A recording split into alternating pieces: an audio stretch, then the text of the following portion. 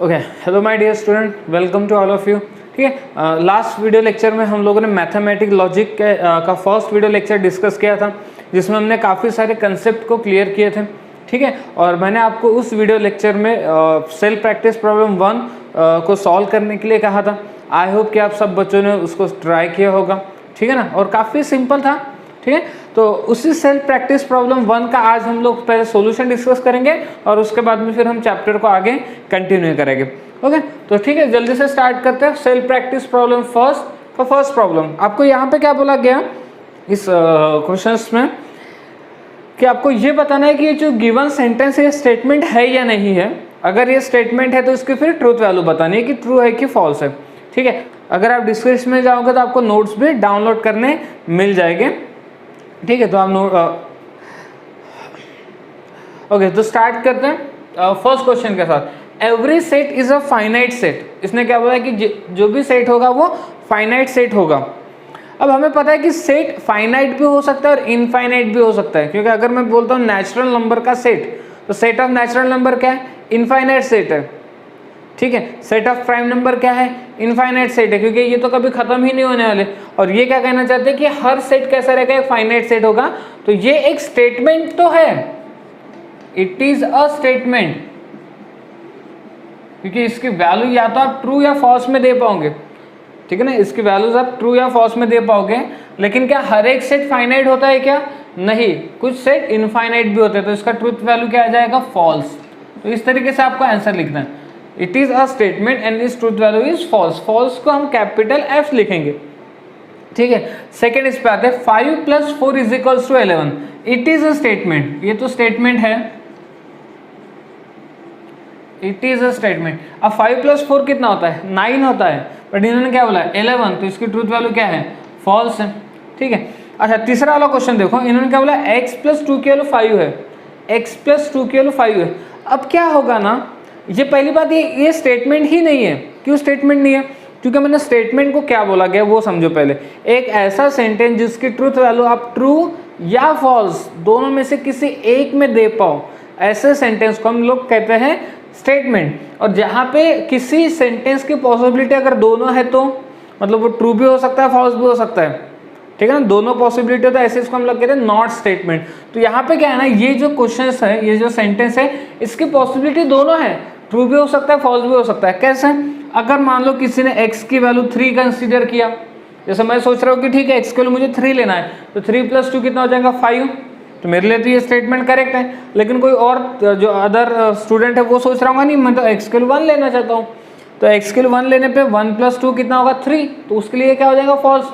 तो मेरे लिए जहाँ ये ट्रू हो रहा था उसी के लिए ये क्या हो रहा है? फॉल्स हो रहा है। यानी पॉसिबिलिटी दोनों है, ट्रू भी हो सकता है, फॉल्स भी हो सकता है। तो it is not a statement, not a statement, ये एक स्टेटमेंट नहीं है। बात समझ में आ रही हो?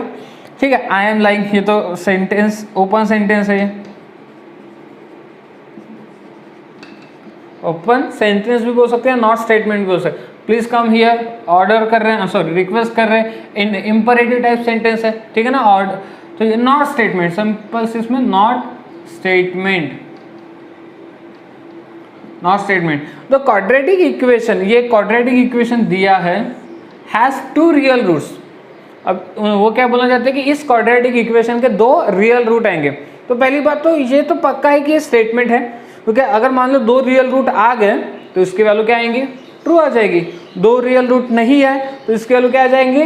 फॉल्स आ जाएंगी। दोनों में से कोई एक तो आना ही है, ट्रू होगी या तो फिर फॉल्स होगी। तो ये तो बात पक्की कि it is a statement, it is a statement. ये क्या है? स्टेटमेंट है। अब ट्रूथ वैल्यू निकालते हैं, तो उसके लिए क्वाड्रेटिक सॉल्व करना पड़ेगा। 12 को ऐसे स्प्लिट अप करो कि -7 आना चाहिए, तो 4 × 3 -4 -3, तो x की एक वैल्यू कितनी आ जाएंगी? 4, और x की दूसरी वैल्यू कितनी आएगी? 3। तो x की कितनी वैल्यू आ रही है? 2 वैल्यू आ रही है। x की कितनी वैल्यू आ रही है? 2 वैल्यू। दोनों के दोनों कहाँ बिलोंग करते हैं? रियल नंबर में। मतलब ये जो बोल रहे हैं वो सही है, इसकी ट्रूथ वैल्यू क्या हो जाएगी? t। ठीक है, आगे moon revolves around sun. Moon जो है सन के अराउंड में रिवॉल्व करता है, तो ये तो स्टेटमेंट ट्रू आई है, इट इज अ स्टेटमेंट। ये क्या है? एक स्टेटमेंट है, और इसकी ट्रूथ वैल्यू क्या हो जाएगी? t। ठीक है, बात समझ में आ गई? ओके, आगे बढ़ते हैं, नेक्स्ट क्वेश्चन पे आते हैं। नेक्स्ट क्वेश्चन में क्या बोला, 23 इज अ परफेक्ट स्क्वायर। ये बोलना चाहते हैं कि 23 जो है एक परफेक्ट स्क्वायर है। तो क्या सबसे पहले ये ट्रू है कि फॉल्स है?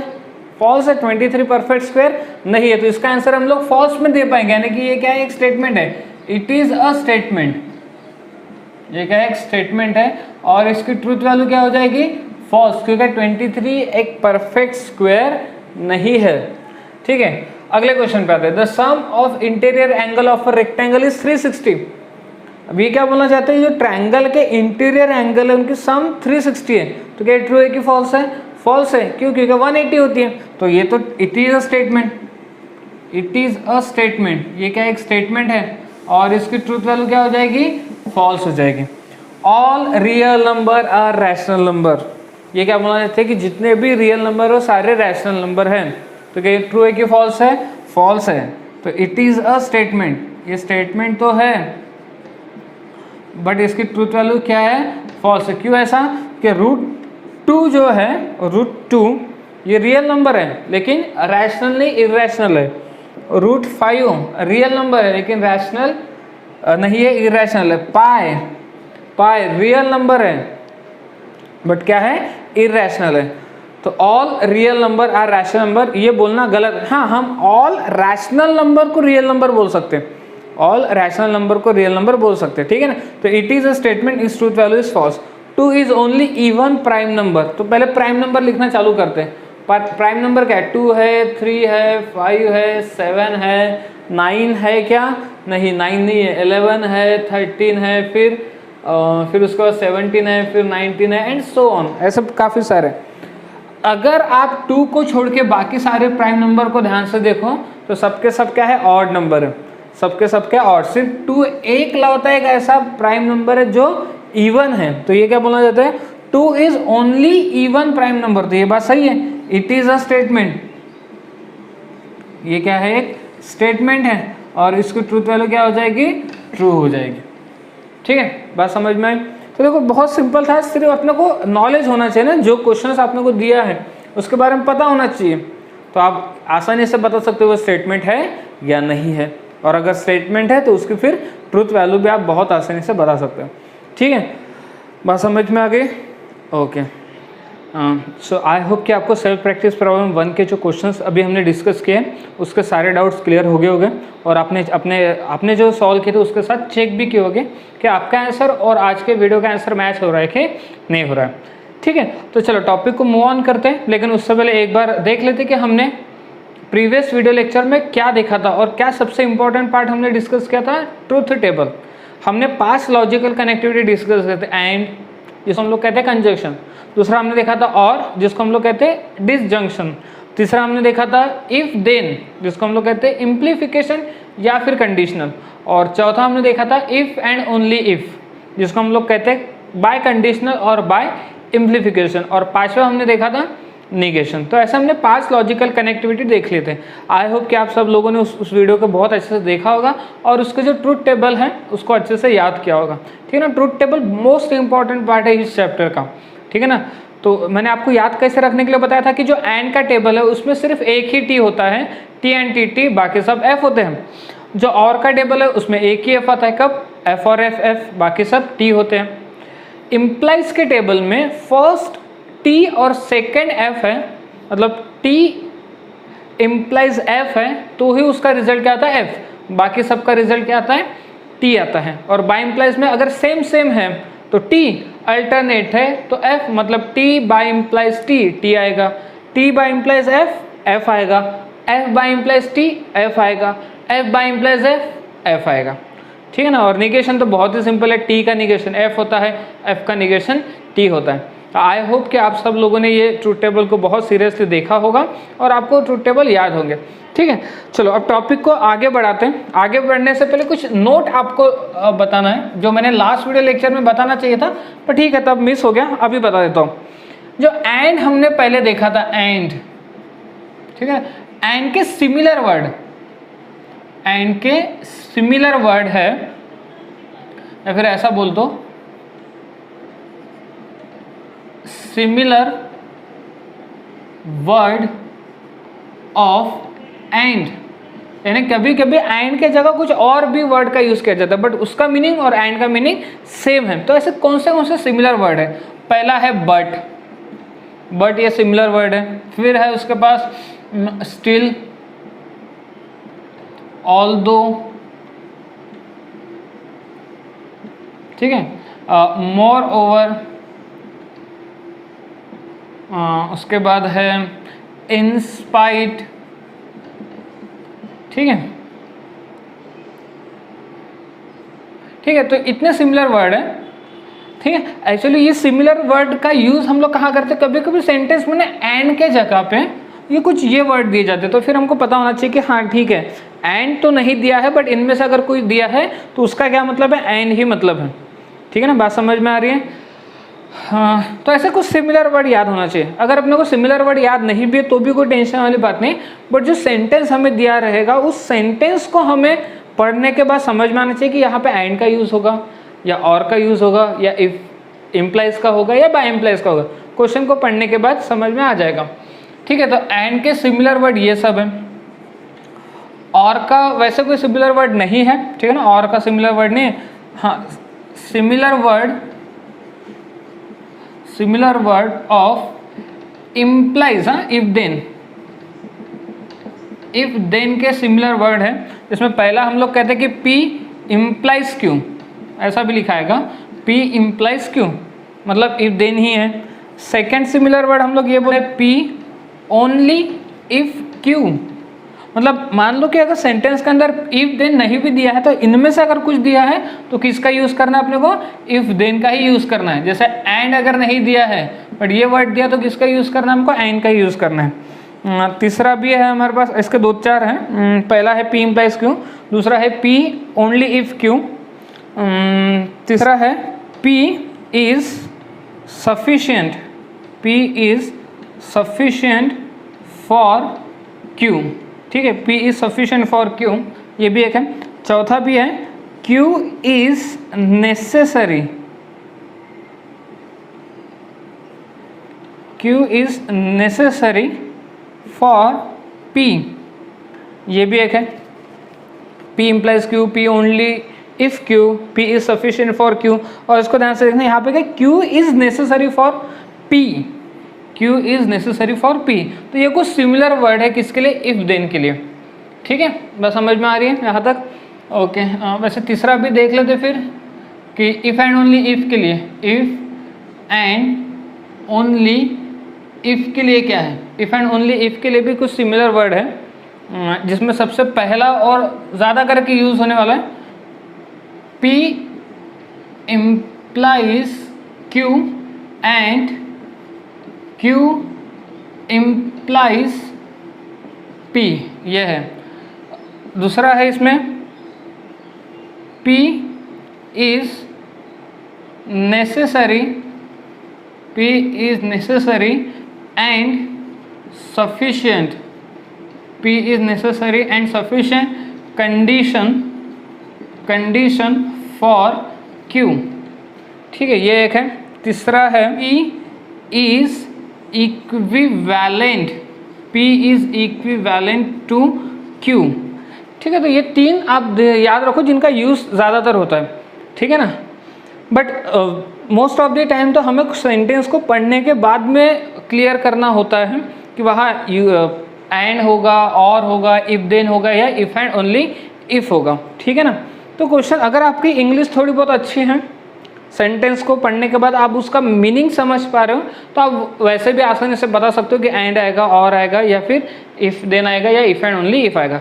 बट नॉलेज के लिए आप ये सारी चीज़ें याद रखो कि एंड के सिमिलर वर्ड क्या है, इफ देन के सिमिलर वर्ड क्या है, इफ एंड ओनली इफ के सिमिलर वर्ड क्या है, ये सब है, ठीक है। ओके, चलो आगे बढ़ते हैं, कुछ एग्जाम्पल और ट्राई करते हैं। अब देखो ध्यान से देखना एग्जाम्पल को, क्या बोला? Express the following statement in symbolic form. कुछ हमारे पास स्टेटमेंट दिए और हमको उसको सिंबॉलिक फॉर्म में लिखना है। देखो पहला स्टेटमेंट क्या दिया? ताजमहल इज इन आगरा और Mumbai is capital of Maharashtra, ऐसा बोला गया। तो इसका सिंबॉलिक फॉर्म कैसे लिखे? तो सबसे पहले आपको क्या करना है, इसमें से दो सिंपल स्टेटमेंट को आइडेंटिफाई करना है। क्या करना है? दो सिंपल स्टेटमेंट। देखो एक सिंपल स्टेटमेंट है ताजमहल इज इन आगरा, और दूसरा सिंपल स्टेटमेंट है Mumbai is capital of Maharashtra. ये एक सिंपल स्टेटमेंट है और ये सेकेंड सिंपल स्टेटमेंट है, ठीक है। तो इन सिंपल स्टेटमेंट को हम पहले किसी अल्फ़ाबेट से रिप्रेजेंट करते हैं। स्मॉल अल्फ़ाबेट का यूज़ कर सकते हो आप, जैसे मैंने पी का यूज़ कर रहा हूँ मैं, ठीक है ना। स्मॉल अल्फ़ाबेट पी मैं दिखा देता हूँ ताजमहल, ताजमहल इज इन आगरा, ठीक है, ताजमहल का है आगरा में। क्यू, सेकेंड सिंपल स्टेटमेंट को क्यू से दिखा दिया। Mumbai is capital, Mumbai is capital of Maharashtra, Mumbai is capital of Maharashtra. तो फिर इसका सिंबॉलिक फॉर्म क्या आएगा, तो इसका सिंबॉलिक फॉर्म हो जाएगा, तो देखो लॉजिकल कनेक्टिविटी कौन सा यूज़ किया, और यहाँ पे तो डायरेक्टली दिख रहा है कि और का यूज़ किया है, तो सिंबॉलिक फॉर्म क्या बनेगा, पी और क्यू। सिंबॉलिक फॉर्म क्या बनेगा, पी और क्यू। देखो पी क्या है, Taj Mahal is in Agra, Q क्या है, Mumbai is capital of Maharashtra, और बीच में लॉजिकल कनेक्टिविटी कौन सा यूज़ किया है, और। तो सिंबॉलिक फॉर्म क्या होगा, पी और क्यू, ठीक है। सेकेंड वाले पे आते हैं। सेकेंड में पी क्या लेते हैं, देखो एक सिंपल स्टेटमेंट है school, the school is open, और सेकेंड सिंपल स्टेटमेंट है देयर इज अ हॉलीडे। तो हम लोग पी को बोल देंगे कि पी है द स्कूल इज ओपन, और क्यू से हम लोग रिप्रेजेंट कर देते, क्यू क्या है, there is holiday, there is a holiday. तो इसका सिंबॉलिक फॉर्म क्या होगा, तो इसका सिंबॉलिक फॉर्म हो जाएगा, लॉजिकल कनेक्टिविटी यहाँ पे भी और का ही यूज़ किया, तो लॉजिकल कनेक्टिविटी आएगा पी और क्यू, तो सिंबॉलिक फॉर्म बनेगा पी और क्यू, ठीक है। बात समझ में आ रही है। तो बहुत ही आसान से क्वेश्चंस रहने वाले हैं, ठीक है। बट देखो अब आगे जब हम लोग बढ़ेंगे तो क्या सभी क्वेश्चंस इतने आसानी से सॉल्व होते हैं क्या, वो भी ट्राई करते हैं। चलो नेक्स्ट क्वेश्चन ट्राई करते हैं। अब देखो क्वेश्चन नंबर सी में क्या बोला है, he is neither tall nor handsome. अब ये ऐसे क्वेश्चंस में देखो जहाँ पे आपको डायरेक्टली लॉजिकल कनेक्टिविटी नहीं दिखाई देंगे, आपको और भी कहीं दिखाई नहीं दे रहा है, एंड भी कहीं नहीं दिखाई दे रहा, तो ऐसे क्वेश्चंस को आपको हैंडल करते आना चाहिए। तो सबसे पहले तो ऐसे क्वेश्चंस का मीनिंग समझो, ये क्या बोलना चाहता है, he is neither tall nor handsome, मतलब कोई एक पर्सन के बारे में बात करें कि वो टॉल भी नहीं है, हैंडसम भी नहीं है, ठीक है ना। बात क्या कर रहे हैं, वो क्या बोलना चाहते हैं कि एक पर्सन है, he is neither tall nor handsome, मतलब वो टॉल भी नहीं है और हैंडसम भी नहीं है। तो ऐसे क्वेश्चन में, ऐसे क्वेश्चंस में आपको ना खुद से सवाल करना पड़ेगा, यहाँ पे दोनों का इंपॉर्टेंस है या दोनों में से किसी एक का इंपॉर्टेंस है। जहाँ दोनों का इंपॉर्टेंस आएगा वहाँ एंड हो जाएगा, जहाँ दोनों में से किसी एक का इंपॉर्टेंस आएगा वहाँ और हो जाएगा, ठीक है ना। तो देखो ध्यान से क्या बोला, he is neither tall nor handsome, मतलब वो टॉल भी नहीं है, हैंडसम भी नहीं है। तो क्या मैं इसी चीज़ को एक और तरीके से बोल सकता था, he is not tall and not handsome, मतलब तो एक ही हो जाएगा ना, he is not tall and not handsome. या और बोलूँगा कि मैं, ही इज़ नॉट टॉल और नॉट हैंडसम, ऐसे बोलेंगे क्या, नहीं, क्योंकि हमें दोनों का इम्पोर्टेंस वहाँ पे दिखाना है कि दोनों चीज़ें इम्पोर्टेंट हैं, वो टॉल भी नहीं है, हैंडसम भी नहीं है। तो यहाँ पे अगर मैं पी बोलूँ, पी, तो पी मुझे क्या लेना चाहिए। अब बहुत से स्टूडेंट सोचते हैं कि ही इज़ नाइदर टॉल, ये पी ले लो, नहीं, सिंपल स्टेटमेंट सिंपल होता है, उसमें कोई भी लॉजिकल कनेक्टिविटी नहीं आएगा, लॉजिकल कनेक्टिविटी नहीं आएगा मतलब नॉट भी नहीं आएगा। तो मेरा पी क्या होना चाहिए, ही इज़ टॉल, निगेशन उसमें दिखाई नहीं देना चाहिए। ही इज़ नॉट टॉल अगर आपने लिखा तो आप वहाँ पे निगेशन दिखा रहे हो, और निगेशन दिखा दिया मतलब वो तो लॉजिकल कनेक्टिविटी का यूज़ कर लिया, ठीक है ना। और क्यू, क्यू क्या हो जाएगा, क्यू हम बोलेंगे कि he is handsome, he is handsome. बात समझ में आ रहा है, हमें सिंपल स्टेटमेंट दिखाना है, P and Q simple statement होने चाहिए। पी है ही इज़ टॉल, क्यू है ही इज़ हैंडसम, तो निगेशन ऑफ पी क्या होगा, निगेशन मतलब नॉट का यूज़ करना पड़ेगा, तो ही इज़ नॉट टॉल, और निगेशन ऑफ क्यू क्या हो जाएगा, निगेशन ऑफ क्यू हो जाएगा he is not handsome, he is not handsome. तो क्या मैं अब ये बोल सकता हूँ कि यही सेंटेंस को अगर मैं दूसरे तरीके से सोचना चाहूँ तो मैं ऐसा बोल सकता हूँ कि he is not tall and he is not handsome, बोल सकता हूँ बिल्कुल बोल सकता हूँ। तो फिर सिंबॉलिक फॉर्म क्या आएगा, सिंबॉलिक फॉर्म आ जाएगा इसका ही इज नॉट टॉल, मतलब negation of P, and he is not handsome, ये रहेगा सिंबॉलिक फॉर्म। देखो आप अगर इसको पढ़ने की कोशिश करो, सिंबॉलिक फॉर्म से स्टेटमेंट पढ़ने की कोशिश करो, तो आप क्या बोलोगे, निगेशन ऑफ पी का मतलब he is not tall and he is not handsome, मतलब वो टॉल भी नहीं है और हैंडसम भी नहीं है। यही सेंटेंस आ जाएगा। बात समझ में आ रही है? ठीक है, नेक्स्ट इस पे आते हैं। A triangle is equilateral if and only if it is equi angular. तो यहाँ पे तो बहुत सिंपल तरीके से समझ में आ जाए, पी क्या लेना चाहिए, a triangle is equilateral, a triangle is equilateral. Q क्या लेना है हम लोगों ने, क्यू हमने लेना है it is equi angular. It is का मतलब ट्रायंगल की बात करें तो आप इट इज लिख लो या ट्रायंगुलर लिखो, कोई प्रॉब्लम नहीं। Triangle is equiangular, triangle is equiangular. Logical connectivity कौन सा यहाँ पे, if and only if. If and only if का मतलब बाय इंप्लाइज, तो सिंबॉलिक फॉर्म क्या बनेगा, P by implies Q. Symbolic form क्या बनेगा, पी बाय इंप्लाइज क्यू। ठीक है ना, बात क्लियर होगी। अच्छा, अब मेरा क्वेश्चन था कि he is neither tall nor handsome के जगह अगर स्टेटमेंट ऐसा होता तो ही इज आइदर टॉल और handsome, he is either tall और हैंडसम। समझने की कोशिश करो, लोग बोलना चाहते हैं कि या तो ये टॉल होगा या तो ये हैंडसम होगा। तो अब यहाँ पे दोनों में से कोई एक का इंपॉर्टेंस आ गया, मतलब या तो वो टॉल होगा या तो वो हैंडसम होगा, तो दोनों के बीच में और आएगा। बात समझ में आ रही है ना। तो इसका मतलब कि अगर नाइदर नॉर है तो एंड, आइदर और है तो और। ठीक है ना, नाइदर नॉर में एंड आएगा, आइदर और में और आएगा। ओके ओके, नेक्स्ट एग्जांपल क्या बोले, अब नेक्स्ट एग्जांपल को भी ध्यान से समझो। In spite of physical disability Rahul stood first in the class. तो पहले आप इसका मतलब समझो ना, वो क्या बोलना चाहते हैं कि राहुल एक स्टूडेंट है, फिजिकल डिसेबल होते हुए भी राहुल क्लास में कैसा है, फर्स्ट है। ठीक है, तो अब आपको खुद से सोचना पड़ेगा कि यहाँ पे एंड आएगा कि और। हालांकि एक वर्ड आसानी से इन्होंने दे दिया, अगर आपको याद है तो, कि एंड का सिमिलर वर्ड इंस्पाइट भी है एक। ठीक है, तो इंस्पाइट को देखने के बाद आप समझ जाओगे कि एंड। लेकिन मान लो अगर आपको याद नहीं भी है तो इसको समझने की कोशिश करो सेंटेंस को, उसके लिए इंग्लिश आना ज़रूरी है अपने को। क्या बोला जाता है कि फिजिकल डिसेबल होते हुए भी राहुल क्लास में कैसा फर्स्ट है। तो यहाँ पे एंड आएगा क्योंकि दोनों का इंपॉर्टेंस है कि वो फिजिकल डिसेबल भी है एंड वो क्लास में फर्स्ट भी है। ठीक है, तो यहाँ पे हम लोग पी क्या ले लेते हैं, पी ले लेते हैं, पी लेते हैं कि पी हम लोग क्या बोल देंगे कि राहुल हैज फिजिकल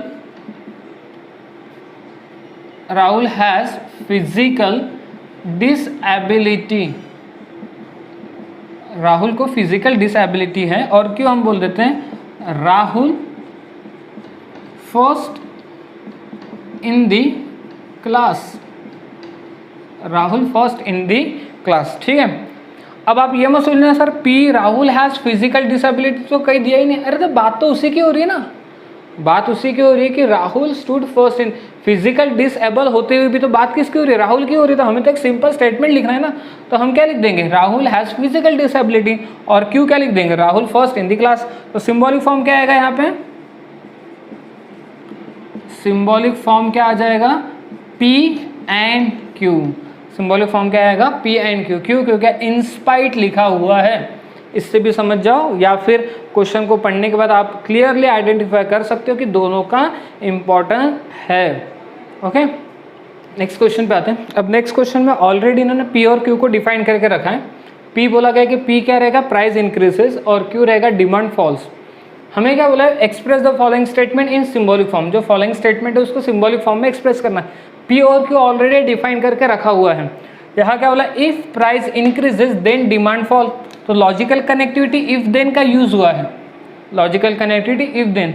तो इफ प्राइस इंक्रीजेस मतलब पी, देन डिमांड फॉल्स का मतलब क्यू। तो सिंबॉलिक फॉर्म क्या होना चाहिए, तो सिंबॉलिक फॉर्म हो जाएगा हमारा P implies Q. Symbolic form क्या हो जाएगा, पी इम्प्लाइज क्यू। बात क्लियर हो गई। नेक्स्ट चीज बात है, if demand does not fall then price does not increases.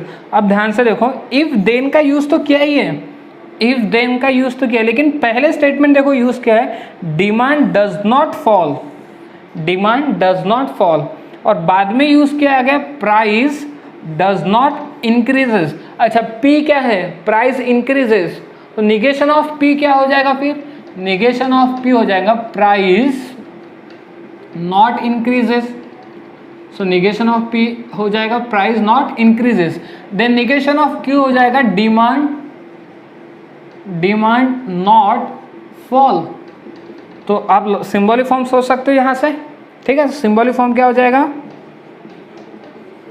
Symbolic form हो जाएगा, इम्प्लाइज तो आएगा ही क्योंकि इफ देन है तो इम्प्लाइज तो आना है, लेकिन पहले क्या आएगा, demand does not fall, demand not fall मतलब पहले आएगा नेगेशन ऑफ क्यू इम्प्लाइज, और बाद में आएगा प्राइस डज नॉट इंक्रीजेस यानी negation of P. So symbolic form हो जाएगा negation of Q implies negation of P.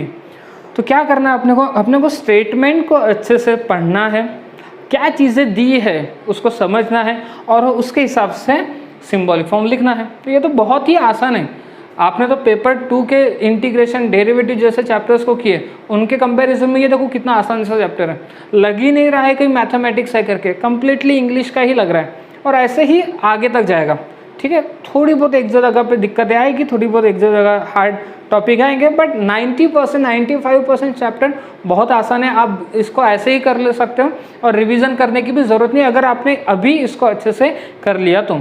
Okay okay आगे आते हैं, सेम क्वेश्चन है, उसी को कंटिन्यू किया गया, पहले 2 सॉल्व किए, आगे के 2। If price not increases then demand does not fall. ये तो बहुत ही सिंपल है, इफ देन सिंबॉलिक फॉर्म का यूज़ किया गया है, sorry if then logical connectivity का यूज़ किया है, तो क्या होना चाहिए, प्राइस नॉट इंक्रीजेस का मतलब निगेशन ऑफ पी आएगा, इफ देन है इसलिए इम्प्लाइज आएगा, डिमांड डज नॉट फॉल का मतलब निगेशन ऑफ क्यू आ जाएगा, ये आ गया इसका सिंबॉलिक फॉर्म। सेकेंड इसमें देखते हैं, price increases if and only if the demand falls. तो इफ एंड ओनली इफ का यूज किया, प्राइस इंक्रीजेस का मतलब P, if and only if का मतलब bi implies, the demand falls का मतलब क्यू, तो ये हो जाएगा इसका सिंबॉलिक फॉर्म। ठीक है, बात समझ में आ गई। ओके ओके आगे बढ़ते हैं, नेक्स्ट क्वेश्चन पे आते हैं। नेक्स्ट क्वेश्चन में देखो ध्यान से, right truth value of the following statement. तो कुछ फॉलोइंग स्टेटमेंट है, इसकी ट्रूथ वैल्यू बतानी है, बट इसके लिए आपको ज़रूरत गिरेगी ट्रूथ टेबल की। ठीक है, तो सबसे पहला काम क्या करना है, सबसे पहले तो आप इसका सिंबॉलिक फॉर्म लिख लो। जैसे पी क्या रिप्रेजेंट करेगा यहाँ पे, पेरिस इज इन चाइना, और क्यू क्या रिप्रेजेंट करेगा, London is in Germany. So P Paris is in China और Q London is in Germany, और यहाँ लॉजिकल कनेक्टिविटी यूज किया गया और का, यानी कि सिंबॉलिक फॉर्म क्या हो जाएगा इसका सिंबॉलिक फॉर्म हो जाएगा पी और क्यू, पी और क्यू। ठीक है, अब ट्रूथ वैल्यू कैसे फाइंड आउट करते हैं, तो आपको ये सोचना है कि क्या जो पी लिखा है वो ट्रू है कि फॉल्स है।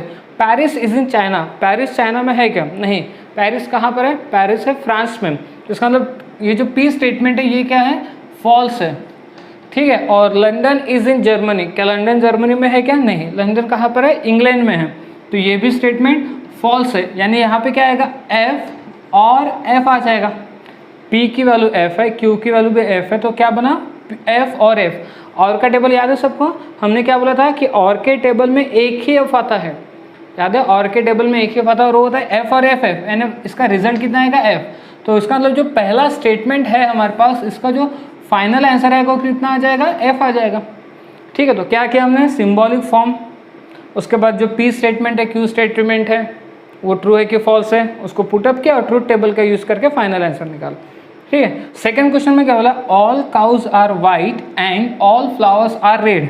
तो अगर मैं इसका सिंबॉलिक फॉर्म लिखूँ तो पहले मुझे पी डिफाइन करना होगा, तो पी मैं ले लेता हूँ, ऑल काउज आर वाइट। ठीक है, और क्यू हम डिफाइन कर देते हैं कि ऑल फ्लावर्स आर रेड। तो सिंबॉलिक फॉर्म क्या होगा, यहाँ लॉजिकल कनेक्टिविटी कौन सा यूज किया, एंड, तो सिंबॉलिक फॉर्म हो जाएगा पी एंड क्यू, ठीक है, अब देखते हैं पी स्टेटमेंट ट्रू है कि फॉल्स है। क्या बोला, ऑल काउज आर वाइट, क्या सभी के सभी काउज वाइट होते हैं क्या? नहीं, कुछ रेड भी होते हैं। ठीक है, तो इसका ट्रूथ वैल्यू क्या आ जाएगी, एफ आ जाएगा। ये तो फॉल्स स्टेटमेंट है, सभी के सभी काउज वाइट नहीं होते हैं। एंड क्यों, क्या बोला, ऑल फ्लावर्स आर रेड, क्या सभी के सभी फ्लावर रेड होते हैं क्या? नहीं, कुछ वाइट भी होते हैं, तो ये भी फॉल्स स्टेटमेंट है। एफ एंड एफ, एफ क्या होता है? अब देखो एंड का टेबल अपने को याद होना चाहिए। एंड के टेबल में क्या होता है, एक ही टी होता है, कब, टी एंड टी टी, बाकी सब क्या होता है, एफ। तो एफ एंड एफ क्या होगा, एफ। तो इसकी जो ट्रूथ वैल्यू है वो क्या आएगी, एफ आ जाएगी। बस इसी तरीके से हमें स्टेटमेंट के ट्रूथ वैल्यू फाइंड आउट करना है। तो क्या करना है हमको, सबसे पहले सिंबॉलिक फॉर्म लिखना है, ठीक है, उसके बाद इंडिविजुअल स्टेटमेंट के ट्रूथ वैल्यू पता करना है, उसको पुटअप करना, और फिर ट्रूथ टेबल का यूज़ करके उस स्टेटमेंट का आंसर फॉल्स आता है कि ट्रू आता है वो देखना है। बात समझ में आ गई? ओके, नेक्स्ट क्वेश्चन पे आते हैं। अच्छा, मैंने नेक्स्ट क्वेश्चन का आंसर ऑलरेडी लिख के रखा है, आप सिर्फ ओरली देख लो। इसमें क्या होगा, थर्ड क्वेश्चन में देखो, 2 is a prime number and 3 is a rational number. 2 is a prime number and 3 is a rational number. तो मैंने इसको P से रिप्रेजेंट कर दिया, देखो P बता दिया, 2 is a prime number. Second simple statement को हमने Q से रिप्रेजेंट कर दिया, Q, 3 is a rational number. दोनों के बीच में लॉजिकल कनेक्टिविटी कौन सा है, एंड है। तो सिंबॉलिक फॉर्म क्या हो जाएगा, सिंबॉलिक फॉर्म हो जाएगा P and Q, symbolic form हो जाएगा P एंड Q। अच्छा, P की इंडिविजुअल वैल्यू कितनी आएगी, P की वैल्यू क्या आएगी, 2 इज अ प्राइम नंबर। क्या 2 प्राइम नंबर है, हाँ है, तो P की ट्रूथ वैल्यू कितनी आएगी, T। एंड Q की ट्रूथ वैल्यू क्या आएगी, 3 इज अ रैशनल नंबर। क्या 3 रैशनल नंबर है, हाँ है, तो Q की वैल्यू भी आएगी T। So T and T क्या होता है, T, तो फाइनल रिजल्ट कितना आ गया, T। तो इस फर्स्ट स्टेटमेंट का रिजल्ट कितना आएगा हमारा, T आ जाएगा। ठीक है, सेकेंड इस पे आते हैं, √3 is a rational number and 3 + i is a complex number. तो P स्टेटमेंट हमने बोल दिया कि √3 इज अ रैशनल नंबर, और Q स्टेटमेंट हमने बोल दिया कि 3 + i is a complex number. चलो देखते हैं, √3 is a rational number, true या फॉल्स। सॉरी, पहले सिंबॉलिक फॉर्म देख लेते हैं। तो सिंबॉलिक फॉर्म क्या आ जाएगा, P and Q, symbolic form आ गया P एंड Q। P की ट्रूथ वैल्यू कितनी आएगी, √3 is a rational number, true और फॉल्स, फॉल्स।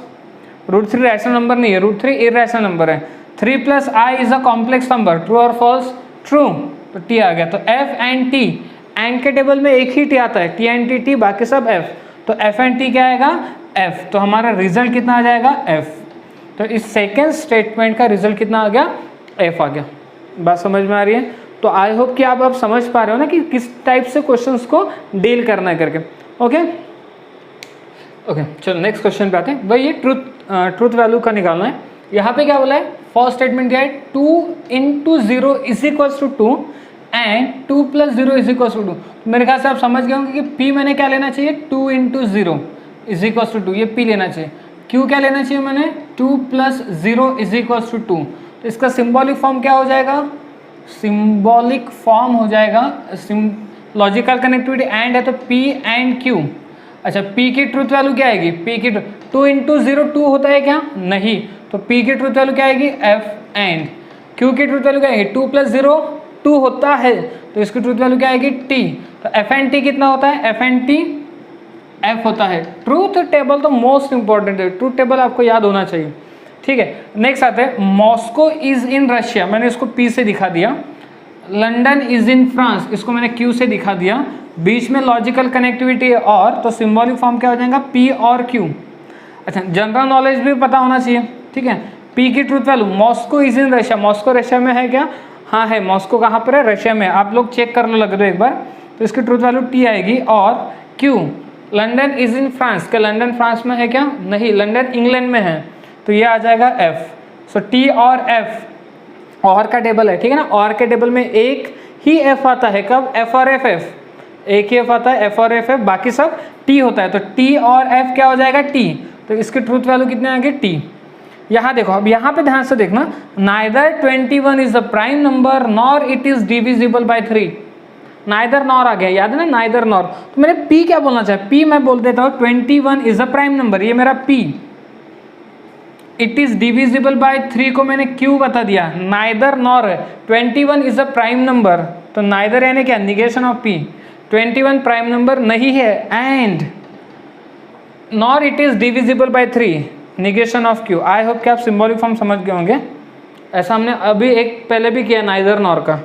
तो p की ट्रूथ वैल्यू बताओ, p की truth value 21 is a prime number, ये मैंने p से दिखाया।